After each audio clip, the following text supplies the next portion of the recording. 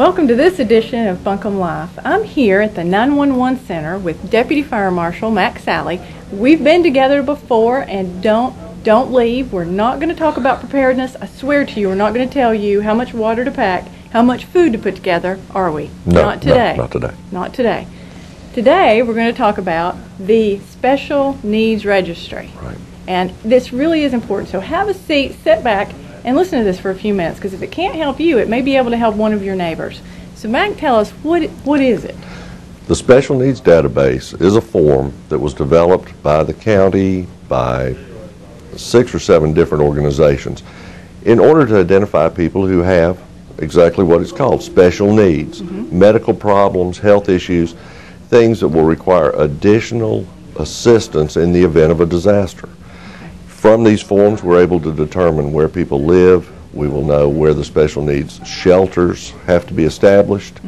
And from there, we can give them better service. So 911, when you call 911, if you filled out one of these forms and you have a special need, like it says on here some of the special needs, if you have seizures, if you're visually impaired, if you have a developmental disability, a mental health condition, if you're confined to a bed, any of those and more special needs. If you filled out one of these forms with you guys at 911, when they call, what happens? When the form is submitted, it's first of all, you have to print out, fill out the form, and submit it. It comes into the Emergency Services Building in Irwin. We add it into our computer dispatch system, so that when you call from the address that you registered, it will show on the screen to consult the special needs database. That allows our telecommunicators to go in, look at the special needs that you have. They can notify the EMS and the first responders from the fire department as to the problems that you've had in the past. You get better service. Right. They So come in prepared. It's great in time of a disaster, because then you guys can pull your database and know where all the special needs are. That's correct. But let's just say that you have one of these special needs and you need an ambulance. When you call 911, they're still going to get that indication. This person needs an ambulance and they have a special That's correct. need.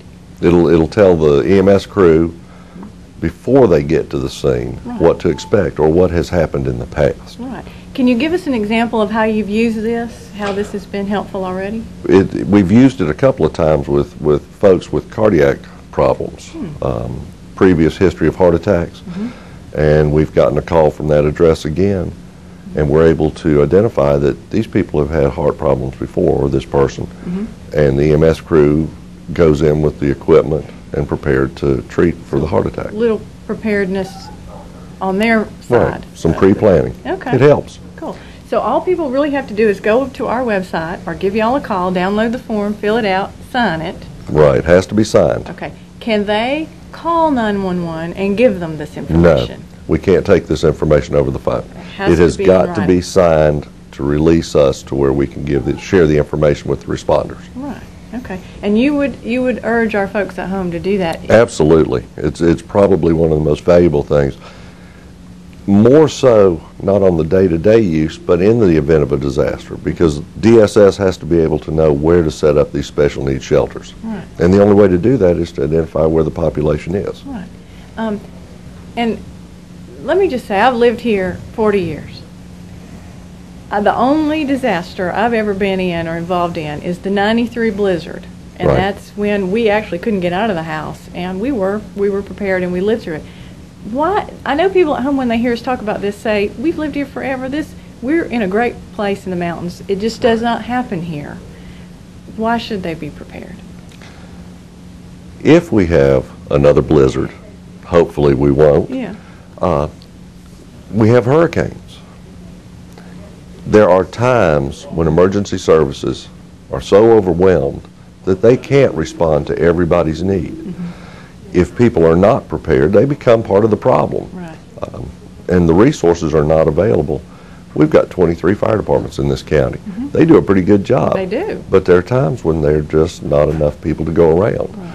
So that's why we want the Special Needs Registry. We want people to prepare, even though you said we weren't going to talk about getting prepared Yeah. and having the list, Yeah.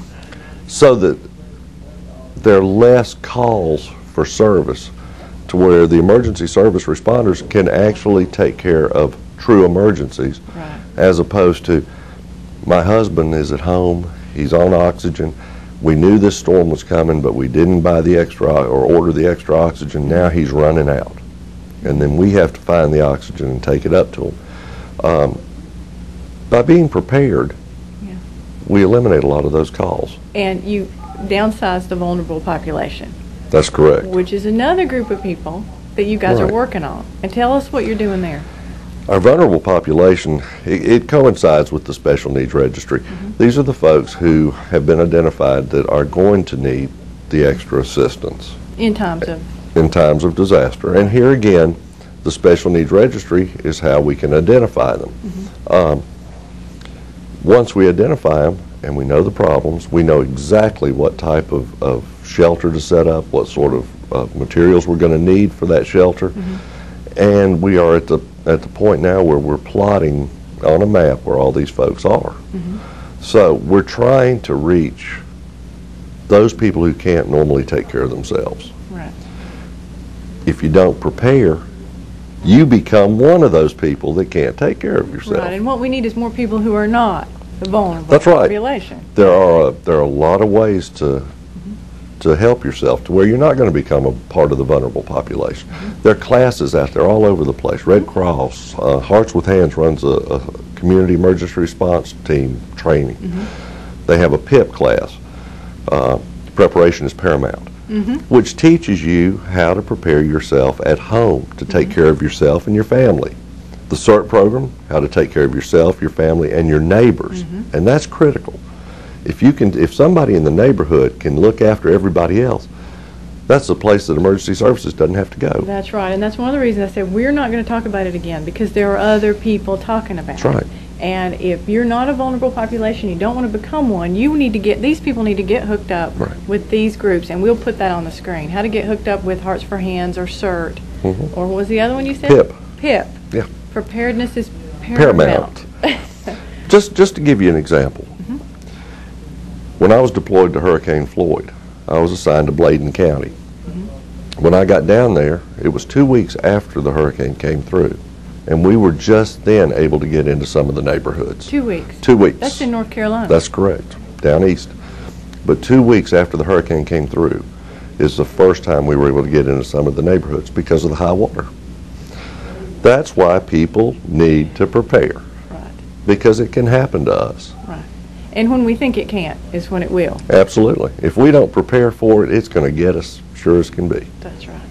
So, can you think of any other? I love the Bladen County story. I think that brings it home, because we realize 2 weeks. We go 2 days without power, and we're flipping out around here. That's right. 2 weeks you could be displaced. That's right. That's a long time. And the only way to get to these neighborhoods prior to that was by boat.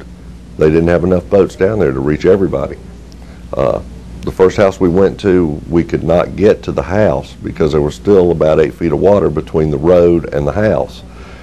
But we were able to communicate with the folks in the house, and they were doing fine because they had prepared. They knew it was coming. They lived in a hurricane area and in a flood-prone area, so they knew how to prepare. Right. And that made all the difference in the world. Well, there you go. You've heard it. You've heard him say it. We're not going to give you the list again. We are not going to go over that, but we will tell you how you can get prepared and be somebody who takes care of your neighbors. Is there anything else, Mac, you want to leave us with? I think that's the biggest thing. Please go out and take these classes that Red Cross and Hearts with Hands offer. Yeah. It'll make a difference, and it'll help you take care of your neighbors who may need more help than you do. That's right. And we'll make you an offer. We gave away a few bags a few months ago. We offered a bag that you could put in your car to be prepared. We've got some of those bags left, and we will send you one. If you just email me or call me, we will put one of those in the mail to you, and it can be yours. So there you go. What more? Free stuff. That's right. I know. What better time to get prepared than now? Thank you, Matt. That's my pleasure. And stay tuned. We're going to talk more about Buncombe County next.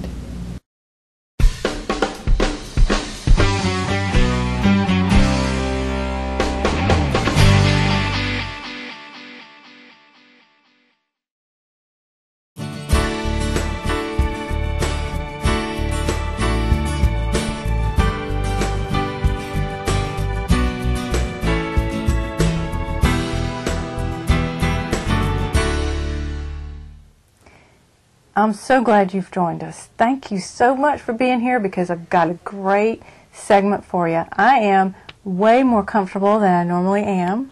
This is a great place to do an interview. Thank you for having me. I'm here with Michael Harney, who is the, let me cheat, prevention educator with the Western North Carolina AIDS Project. Yes, that's correct. Correct. And we are in a very comfortable setting to have a very important discussion. We're going to talk about HIV/AIDS in Buncombe County and a lot of other things that, if you've got a few minutes, sit back and listen, because this is some good information. Thank you for having me. We're glad you're here today. We've just talking to the folks I work with and the folks I'm around, and I am an average person, just completely average. If you ask me what's going on with AIDS in Buncombe County, I would say, well, I don't know. I guess it's scared. I just don't hear about it. But it's not. It is going on in Buncombe County. Tell us about it. Well, first of all, welcome to the Western North Carolina AIDS Project's new office. And we're sitting in the lounge that was provided by a major effort of community members who were concerned that the place where people who get services, people living with HIV and AIDS, have a place to come and maybe meet and be comfortable and relax, get away from the life that they may be living outside of our office space here. So we're glad you're here. HIV and AIDS has been around since 1981. The first reports were in 1981. And the Western North Carolina AIDS Project has been in service of people with HIV and AIDS since 1986.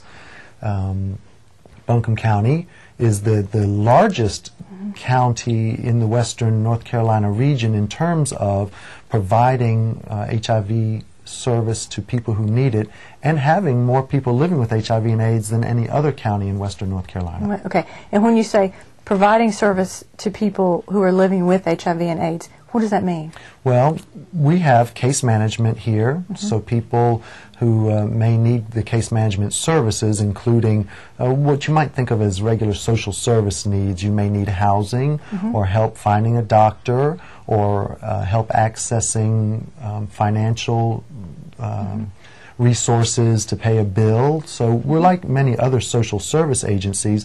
We work specifically with people who have HIV or AIDS. Right.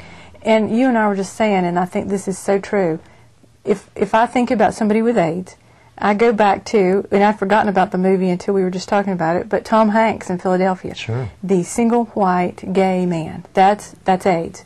That's not the face of AIDS. It's not.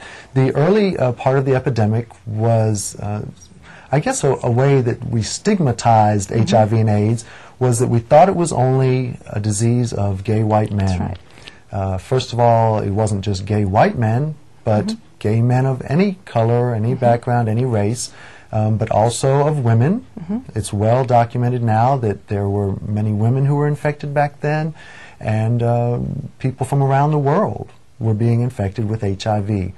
Since that time, the face of AIDS has dramatically changed to the point that where the ravages of HIV and AIDS killed off so many of those gay white men and the gay men of the early 80s and early 90s, that now HIV, though still a disease that affects men who have sex with men, really has moved to the heterosexual community, has moved to women, has moved to young people. 50% of all new HIV infections occur in people 15 to 25 years old. And that's a major issue to have to face and deal with.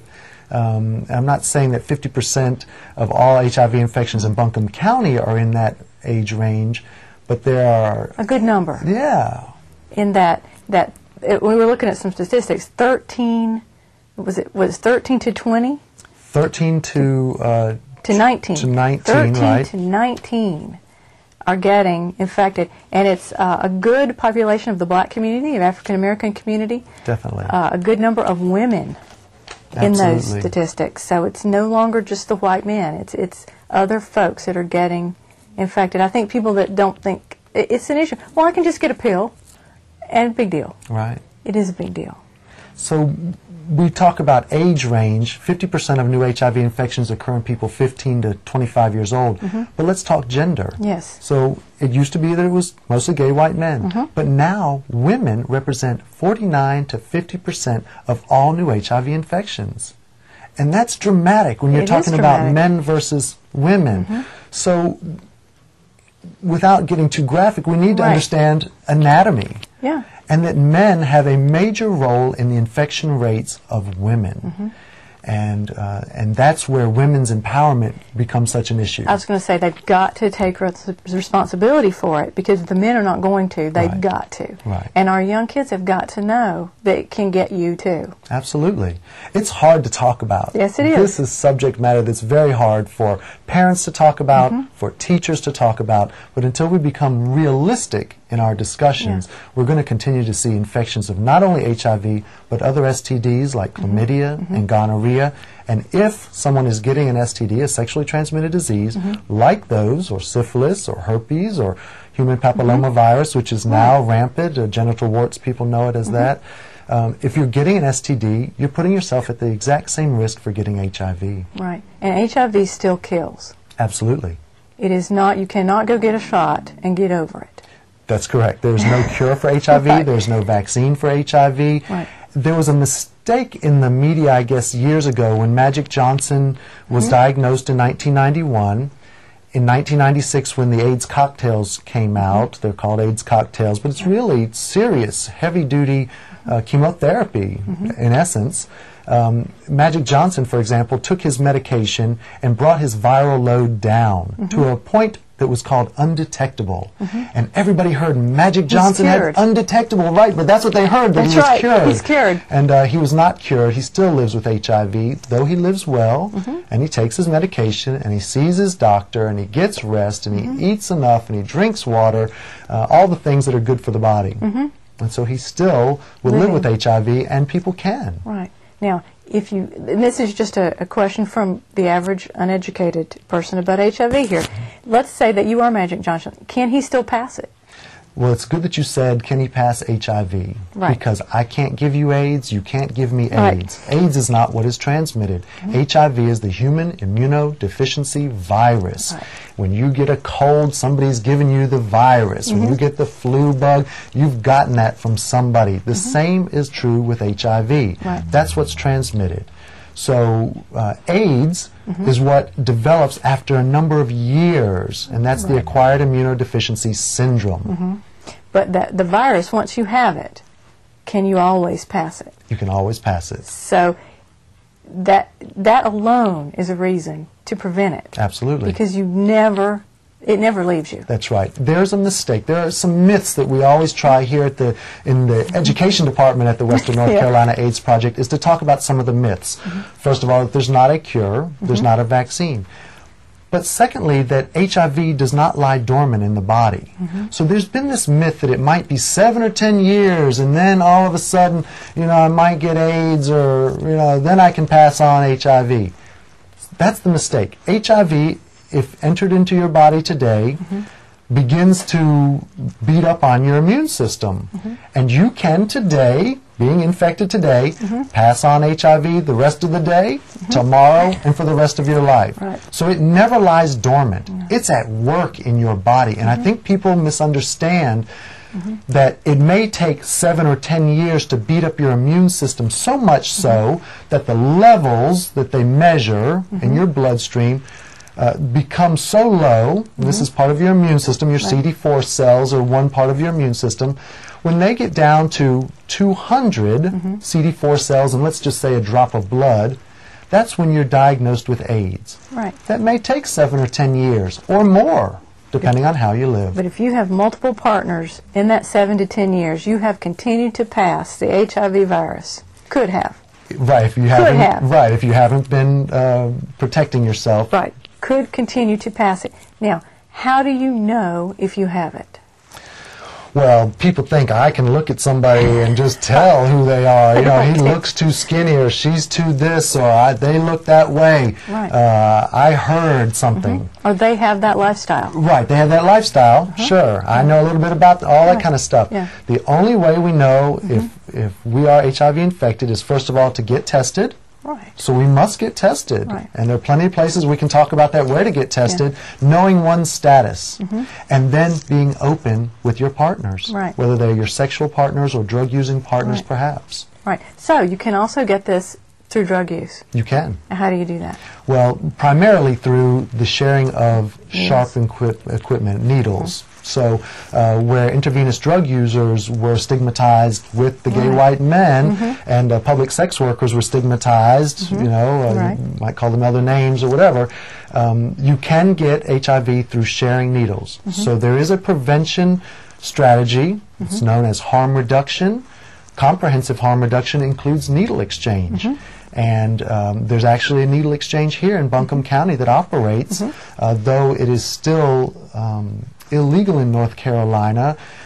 At the legislative level, there's efforts to make it legalized in North Carolina to provide access to clean needles. But that's one major way, a direct cause of transmission. Right. When people perhaps are smoking crack or addicted to other drugs, they may find themselves in situations that increase their risk for acquiring HIV. Right. In other words, they may have to do things that put them at high risk to acquire the drugs that they're looking for. Right. And so it's not so much that smoking crack, for example, will give you HIV. It's what you may do to get crack, or the partners with whom you have sexual interactions afterwards. Right. Now, let's say that some folks are listening who want to be tested, but nobody knows they've done a thing. They don't want anybody to know they're even getting tested. Are there places they can come to get tested that they're going to be able to do that without everybody knowing? Well, in North Carolina, testing is not anonymous, it's called confidential. Right. That means that your records are kept confidential between either your healthcare provider and the state, or the healthcare provider, the health department. So the places to go get tested, first of all, I would say at our website, it's the Western North Carolina AIDS Project has a website, wncap.org.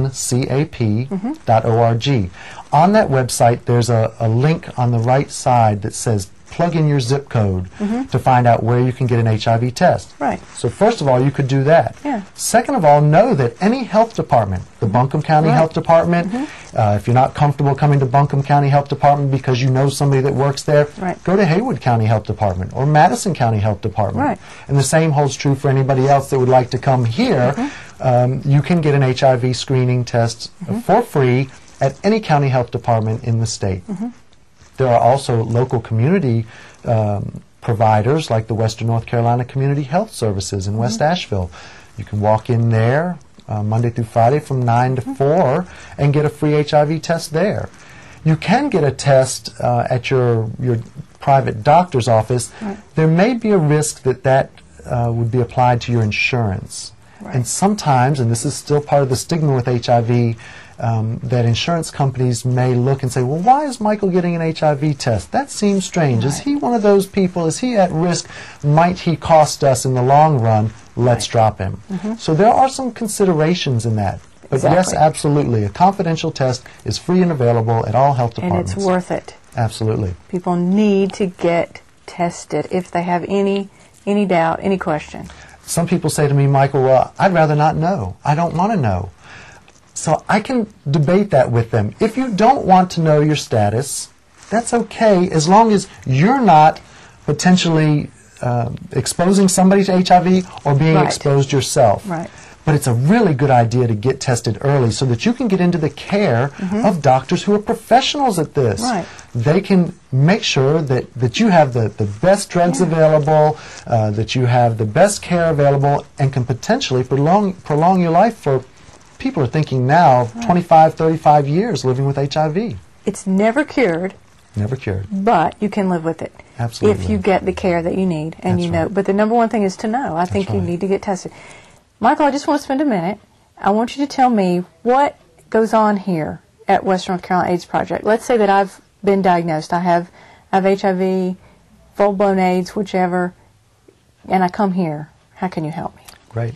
Well, you would probably be referred here by your doctor or the health department, depending on who gives you the diagnosis. So at the Western North Carolina AIDS Project, I just have our pamphlet here. We provide case management services, so people who need the financial assistance they may need, or they may need housing, they may need to understand a little bit more about their disease, so they come and meet with one of the case managers. So we have case managers who have about 60 clients apiece, but there are several hundred more people with HIV and AIDS in the community that receive medical services from the Western North Carolina Community Health Services.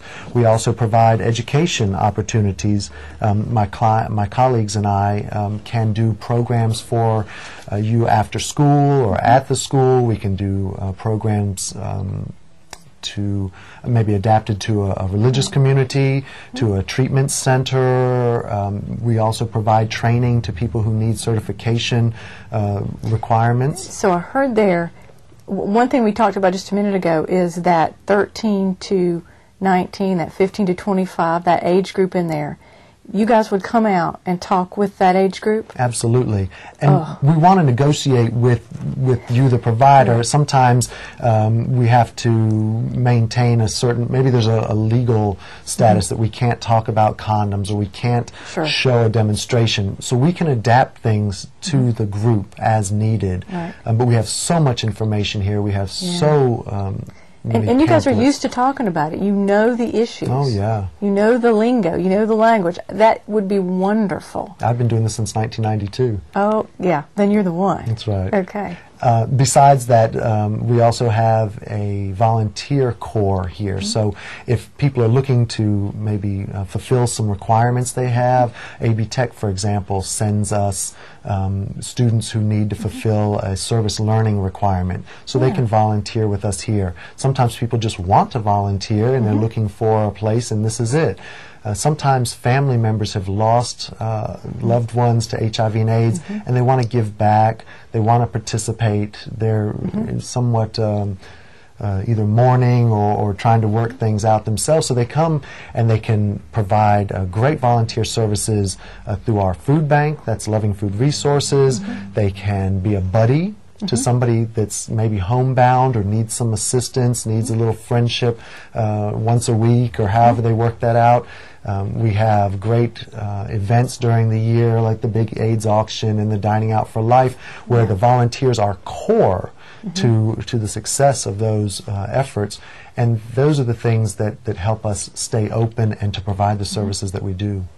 That's great. And I know this room is great. You must do a lot of talking and counseling in here. This great is a atmosphere. Great room. It is. The weekly HIV/AIDS support group meets here as well. Yeah, perfect for that. And I noticed you had some pamphlets over there too about how to manage your medicines, how to manage and myths about that. And Absolutely. That's great information for folks. Hepatitis C is a major issue too. We're just now starting in the state of North Carolina talking more about hepatitis C, the prevention of it. So according to data from the Centers for Disease Control and Prevention, 25 to 30% of people living with HIV are co-infected with hepatitis C. And many people who've ever been injecting drug users will be infected with hepatitis C. We're seeing a major wave of hepatitis C right now. And though that's not completely what our purview is here, we do have a component of hepatitis C prevention effort too. Right. That's great. Is there anything as we finish up here that you want folks to know, that to emphasize to folks in Buncombe County or in surrounding counties about HIV or AIDS? Well, I know that the county's been very involved with a campaign entitled Get Real, Get Tested. You'll see posters around town. You'll start to see advertisements perhaps. I think people should get tested. If you've been sexually active once in your life, it's time to get tested.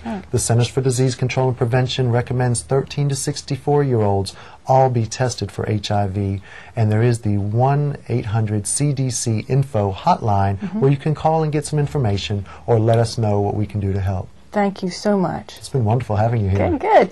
And we're going to put all this information on the screen for you so you'll know how to get contacted, to get in touch with folks to get tested. And if you have any questions, we'll put those numbers up to call too. So thank you for joining us, and watch next month for Buncombe Live.